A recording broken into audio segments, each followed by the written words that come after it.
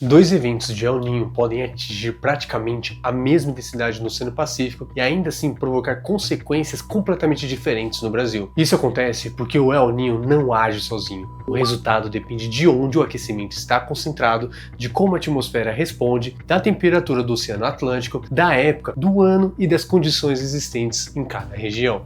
Mas existe uma diferença ainda mais importante. O El Niño de 2026 não está acontecendo no mesmo planeta climático dos eventos de 1982, 1997 ou mesmo de 2015. O planeta está mais quente. É um cenário completamente diferente. Os oceanos armazenam uma quantidade recorde de energia. A atmosfera pode transportar mais vapor d'água. Isso é coisas que não tinha numa realidade atrás. E muitas florestas, rios e cidades e comunidades já carregam os danos deixados por secas, incêndios e enchentes recentes. São consequências que às vezes não deu tempo de recuperar. Por isso, a grande pergunta deste vídeo não é apenas qual será a intensidade deste El Niño. A pergunta é: o que acontece quando o El Niño muito forte encontra um planeta mais quente e um território cada vez mais vulnerável?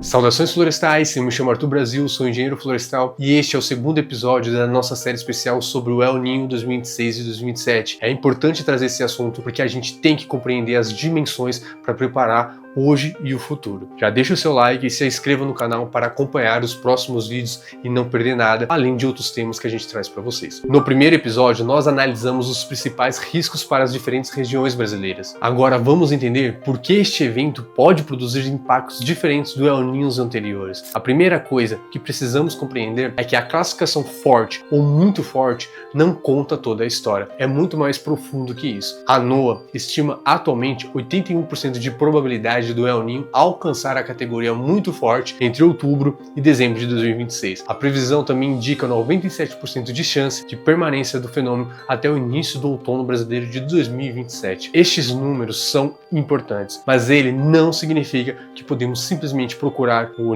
último El Niño com a mesma temperatura e repetir exatamente os impactos que ocorrem naquela época. A intensidade costuma ser medida pelo aquecimento médio de determinadas áreas do Pacífico Equatorial, especialmente na região conhecida como Ninho 3.4. Só que essa média pode esconder diferenças importantes. O aquecimento pode estar mais concentrado próximo à costa da América do Sul, no centro do Pacífico ou distribuído por umas áreas mais intensas. Isso a gente falando aqui da questão de América do Sul, mas o impacto é global, é mundial e já tem regiões sentindo isso. Essa posição altera o local onde ocorre maior formação de nuvens e tempestades sobre o oceano. Como consequências, também muda a maneira como a atmosfera redistribui calor e umidade pelo planeta. É como acender uma grande fonte de calor dentro de uma sala. Não importa apenas a potência, importa também onde essa fonte está instalada, quanto tempo permanece ligada e como o ar circula ao seu redor. Por isso, eventos fortes como os de 1982, 83, 97, 98, 2015, 16, 23 e 24 não produziram exatamente os mesmos efeitos em todas as regiões. O índice oceânico pode parecer semelhante, mas a configuração completa nunca é idêntica. A segunda grande diferença é a temperatura de fundo do planeta. De acordo com a Organização Meteorológica Mundial, 2025 terminou como o segundo ou terceiro ano mais quente registrado, com temperatura média global de aproximadamente 1,43 graus Celsius acima do período pré-industrial. Os anos entre 2015 e 25 foram os 11 mais quentes da série histórica. Isso significa que o El Niño de 2026 não está criando sozinho todo o calor que observamos. Ele está acrescentando uma variação natural sobre uma tendência de aquecimento provocada principalmente pelo aumento dos gases do efeito estufa, aqueles que a gente joga na natureza queimando petróleo e outras coisas. Podemos imaginar então duas escadas. Uma representa o aquecimento global de longo prazo que vem acontecendo, pós-industrial. A outra representa as oscilações naturais causadas pelo El Niño e pela Laninha. Então, você tem uma potência e você tem outra que surge conforme eles acontecem. A Laninha pode nos fazer descer temporariamente alguns degraus. Seria a temperatura diminuir um pouco. O El Niño pode nos fazer subir, ele já faz o inverso. Então, nessa ordem, mas toda a escada já está sendo elevada pelas mudanças climáticas. Então, está acontecendo El Niño e Laninha, só que tem o aquecimento normal. E é por isso que um ano sobe sobe o Laninha pode continuar extremamente quente quando comparado às décadas anteriores. Mesmo que seja o Laninha, né, resumidamente, você pode ter tempos quentes. E é também por isso que quando, né, tem a chegada de um El Niño forte sobre essa base elevada, merece atenção, porque você já tem uma elevação de calor e ela vai aumentar. O terceiro ponto está nos oceanos. Mais de 90% do excesso de energia acumulado no sistema climático é absorvido pelos oceanos. Em 2025, o conteúdo de calor oceânico atingiu um novo recorde e a taxa de aquecimento dos mares nas últimas décadas foram mais de 2 vezes superior observado entre 1960 e 2005. Há estudos científicos acompanhando isso ano a ano. E isso não significa que todo o oceano esteja igualmente quente ou que o calor acumulado seja automaticamente transferido para uma tempestade, né, específica. Não é bem assim. E isso, né, mostra que o sistema climático possui atualmente uma quantidade muito maior de energia armazenada. O Pacífico determina a formação do El Niño, mas o Atlântico será decisivo para os impactos no Brasil. Na Amazônia e no Nordeste, a distribuição das temperaturas ao norte e ao sul do Atlântico Equatorial pode favorecer ou dificultar o transporte de umidade para o continente. É tudo ligado, sempre isso. No sul, um Atlântico aquecido pode contribuir para o aumento de disponibilidade de umidade transportada em direções às frentes frias e aos sistemas de baixa pressão, fazendo chuvas muito fortes, muitos ventos, muitas rajadas. E foi justamente a combinação entre El Niño, Atlântico tropical aquecido, transporte intenso de umidade e bloqueios atmosféricos que ajudou a criar condições para as chuvas extremas no Rio Grande do Sul em 2024. Portanto, não basta acompanhar o Pacífico, é aquilo que a gente falou no primeiro vídeo, tem que ver todo o sistema. E para entender os riscos no Brasil, precisamos observar simultaneamente o Atlântico, a circulação atmosférica e os sistemas meteorológicos regionais. O quarto ponto está no comportamento da atmosfera. Esse também é super essencial. Uma atmosfera mais quente possui capacidade de armazenar mais vapor d'água. Pela relação física conhecida como Clausius-Clapeyron, essa capacidade aumenta aproximadamente 7% para cada grau Celsius de aquecimento, desde que exista água disponível para evaporar. Fundamental. Isso não significa que a chuva aumentará exatamente 7% em todos os lugares, só que essa pequena taxa em um determinado ponto é terrível. A formação de uma chuva depende de circulação atmosférica, relevo, instabilidade e disponibilidade real de umidade. E se tiver queimadas, essa queimada vindo no encontro que essas massas, pior fica. Mas quando o sistema consegue organizar essa umidade, existe o potencial para precipitações mais intensas. Esse mecanismo ajuda a explicar por que o aquecimento global e El Niño podem atuar juntos em determinados eventos. O El Niño modifica a circulação e aumenta a probabilidade de condições favoráveis a chuvas em algumas regiões. O aquecimento global aumenta a quantidade de umidade que pode ser transportada e precipitada. É aquilo que vai chover em determinado ponto e quanto vai ser carregado para chover lá. Um estudo publicado em 2026 sobre as enchentes do Rio Grande do Sul concluiu que o El Niño anterior aproximadamente duplicou a probabilidade das chuvas extremas em 2024. O aquecimento global de aproximadamente 1,2 grau também tornou aquele tipo de evento mais provável e potencialmente mais intenso. É aquilo, você tem várias potências juntas. As incertezas disso, né, as estatísticas são consideráveis, mas o estudo mostra que o fenômeno natural e as mudanças climáticas podem agir ao mesmo tempo. Você não consegue calcular tudo, mas você está vendo o que está acontecendo. Do outro lado, uma atmosfera mais quente também pode intensificar a perda de água. Quando as temperaturas aumentam, cresce a chamada demanda evaporativa da atmosfera. O ar retira mais umidade do solo e da vegetação. É tipo aquilo, pô, me dá um pouco aí, tô precisando. E assim, uma região não precisa necessariamente receber muito menos chuva para enfrentar uma seca prejudicial. Você tá tirando, mas não quer dizer que vai ser devolvido. O ciclo, ele meio que tá acontecendo de forma quebrada. A mesma quantidade de precipitação pode durar menos tempo no solo quando o calor e a evaporação são maiores. É aquilo, choveu quente demais, não ficou água nenhuma. Isso é especialmente importante para a agricultura, para os reservatórios e para as florestas. Em uma floresta sob estresse hídrico, as árvores fecham seus estômatos para reduzir a perda de água. A gente fez um vídeo sobre estômatos e isso ensina muito sobre o que é essa questão. A fotossíntese também diminui, obviamente. O crescimento é reduzido e se a seca continuar, algumas árvores podem perder a capacidade de transportar água das raízes até a copa. É extremamente delicado. Galhos secam, folhas caem e aumenta a mortalidade. A vegetação morta também se transforma em combustível. Se houver uma fonte de ignição humana, o fogo encontra um ambiente mais seco e pode se espalhar com maior facilidade. Por isso, o aquecimento pode intensificar tanto o risco de chuvas extremas quanto a gravidade dos períodos secos. Não é uma contradição, é bom deixar isso claro. Estamos falando de regiões diferentes, épocas diferentes e mecanismos diferentes dentro de um ciclo ideológico, né, que acontece,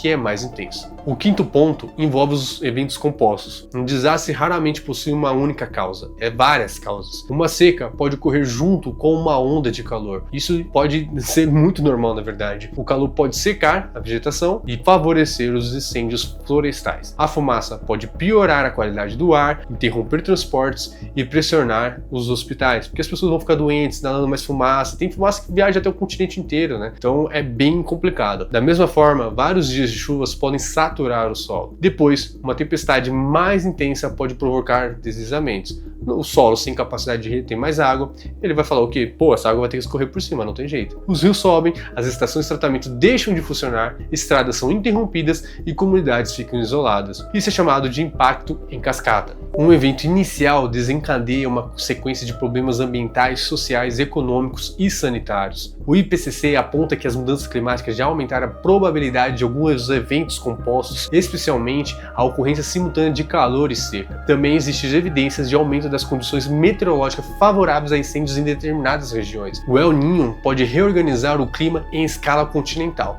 As mudanças climáticas podem aumentar a intensidade de alguns extremos e a vulnerabilidade existente determina o tamanho do desastre. Essa vulnerabilidade é o sexto motivo pelo qual este evento pode ser diferente. E aqui é um ponto crucial, porque a gente está falando de ecossistemas, de vidas. Os ecossistemas e as cidades não começam, cada El Niño do zero. É bem diferente disso. Uma floresta atingida por seca e incêndio pode levar anos ou décadas para recuperar sua estrutura. E tem pessoas que dependem dessas florestas. Árvores adultas que sobreviveram ao primeiro evento podem continuar debilitadas. Árvores gigantes, por exemplo, dependem muito de uma relação de um clima muito bom, porque senão elas podem vir a cair parecendo saudável. E isso aí é normal. A copa permanece mais aberta também, Então, mais calor, o interior da floresta recebe mais luz e vento, começa a influir dentro da floresta, como ela vai se reorganizar, o material morto, se acumula no chão e, se uma nova seca ocorrer antes da recuperação completa, o impacto pode ser maior do que o primeiro. Muitas árvores gigantes, como o jequitibá, se ela sofre um estresse sísmico muito alto e não se recupera a tempo, nos próximos anos ela vem a cair. E o mesmo acontece com rios também, costas de cidades, não é só floresta e árvore. Uma bacia hidrográfica desmatada responde mais rapidamente às chuvas. Um rio assoreado possui menor capacidade para transportar água. Uma encosta também, que já perdeu sua vegetação ou sofreu movimentos de solo, fica mais vulnerável. Uma cidade que reconstrói suas estruturas no mesmo local e da mesma forma mantém parte do risco anterior. Por isso, dizer que um evento semelhante já ocorreu não significa que o território responderá da mesma maneira. Isso vai depender da organização e da infraestrutura. Pode ser melhor, como pode ser muito pior. Em alguns casos, houve adaptação, melhoria da infraestrutura e recuperação ambiental. Em outros, houve mais desmatamento, maior impermeabilização e ocupação de novas áreas de riscos. A diferença não está apenas no clima, está também no que fazemos, o que fizemos com o nosso território entre um El Niño e outro. Existe ainda uma pergunta importante. As mudanças climáticas estão tornando os próprios El Niños mais fortes? Dentro da resposta científica, exige um cuidado. Os modelos não apresentam o mesmo grau de certeza sobre como a intensidade oceânica do El Niño mudará no futuro. Ainda existe discussão sobre frequência, duração, localização e amplitude do aquecimento do Pacífico. Portanto, não é correto afirmar que todo El Niño futuro será necessariamente mais forte. Mas, se as infraestruturas forem ruins, cada vez vai ser pior a consequência do El Niño. O que parece de maneira mais consistente nos modelos é o aumento da variabilidade das chuvas associadas ao fenômeno. O IPCC considera muito provável que a variabilidade da precipitação relacionada ao El Niño e Laninha aumente um clima mais quente, mesmo que as mudanças na intensidade da temperatura do Pacífico permaneçam incertas. Em outras palavras, a ciência possui mais confiança de que os impactos sobre a chuva podem se intensificar do que todos os eventos oceânicos serão mais fortes. Isso aí é uma certeza. Essa diferença é muito fundamental. O perigo não está apenas no número registrado pelo termômetro no Pacífico, está na resposta da atmosfera, na forma de como esse sinal chega até as regiões vulneráveis e as pessoas que estão vulneráveis. Então, o que precisamos acompanhar nos próximos meses? A gente tem que fazer alguma coisa. Primeiro, a intensidade e a localização do aquecimento no Pacífico. Segundo, as respostas dos ventos e das chuvas sobre o oceano. Terceiro, as temperaturas do Atlântico tropical e do Atlântico Sul. Quarto, a umidade do solo, os níveis dos rios e as condições dos reservatórios brasileiros. Quinto, a quantidade de material combustível acumulado nas florestas, no Cerrado e no Pantanal, que tem histórico de queimadas gigantescas. E finalmente, os boletins meteorológicos de curto e médio prazo. A gente precisa disso na mão de todos. Uma previsão sazonal pode indicar maior probabilidade de seca ou chuva acima da média, mas são as previsões atualizadas próximas de cada evento que poderão identificar a chegada de uma onda de calor, de uma frente fria, persistente ou de uma sequência de tempestades. A gente precisa desses dados constantes, intensos, para poder trabalhar e estudar. O El Niño de 2026 pode ser diferente dos anteriores, não porque o fenômeno tenha deixado de ser natural. Ele sempre vai ser natural e as pessoas usam muito isso para explicar as coisas. Ele pode ser diferente porque o ambiente onde ele acontece mudou. Esse é o ponto. A temperatura global está mais alta. Isso é inegável. Todo mundo percebe isso. Meu avô que mora na roça percebe isso. Os oceanos armazenam mais calor. Que isso muda toda a questão da atmosfera, do clima. E a própria atmosfera pode transportar mais umidade. O calor acelera a perda de água do solo e da vegetação. E muitos ecossistemas e cidades já estão enfraquecidos por conta de impactos anteriores, ou pela falta de infraestrutura, ou da própria arborização urbana que a gente tanto fala aqui. Isso não significa que todos os piores cenários irão acontecer, não é bem assim, mas tem que ficar atento. E também não significa que cada enchente seca ou incêndio poderá ser atribuído diretamente ao Ninho, mas pode ser influenciado ou piorado por conta do El Niño estar correndo. A meteorologia não funciona dessa maneira. O que podemos afirmar é que o El Niño altera as probabilidades, as mudanças climáticas alteram o cenário de fundo e a vulnerabilidade transforma o evento climático